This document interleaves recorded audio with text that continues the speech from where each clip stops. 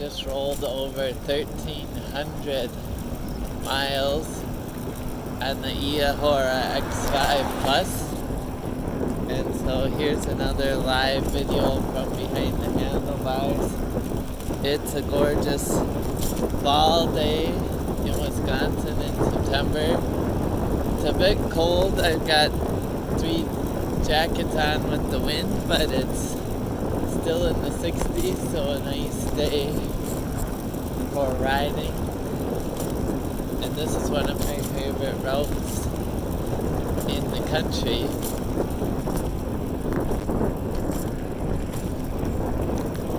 This road is where I really appreciate having the front shock as well, because you can see there's some bumps here, but it handles it like a champ with the shock. We're cruising at pedal assist 5 and going 16 miles an hour. I had a question earlier about how fast I've gone. Well, I was going down a big hill a little earlier and I got up to 30 miles an hour. That's with the hill. That's pretty fast on here. I'm not sure I'd want to go much faster than that. That's the Eahora X5 e-bike.